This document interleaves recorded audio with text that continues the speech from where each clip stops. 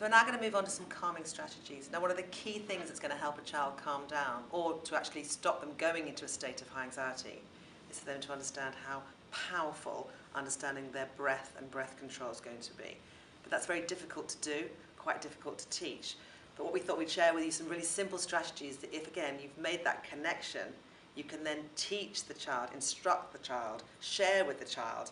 They're going to be able to manage their own anxiety, their own emotional state, which is really, really useful. But it takes a bit of time, but we're going to show you a few simple strategies that are quite easy to master, could take time to get the child to get involved with, but ultimately will really make a difference. As we said before, these are all strategies you're using once you've made that connection. You have to once make a you've done connection. the check-in, validate and connect.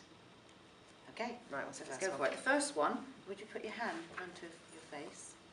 Oh, and I want to actually say, once you're doing these exercises and you have started to say, let's try some strategies when you're in the classroom to calm you down, don't put the child, in my humble opinion, in the middle of the class. It is much better to have them at the back of the class so nobody's watching them. So some of these strategies they can do without people seeing them. Yeah, so you're teaching them strategies for them to then be able to implement in the classroom as and when they need them. The teaching bit will have to happen, I imagine, in isolation, maybe 5 minutes at the end of the class, or when you've created that relationship where you can have a bit of extra time with them and they trust you and they come to you for that extra time. Yep. So, here we go. Hand up. What you can do is breathe out. And can you put your hand a little bit closer to your face? That's it. Now you breathe on your hand and you keep breathing out using that nice deep breathing, and you take your hand away from your mouth and you keep breathing onto your hand.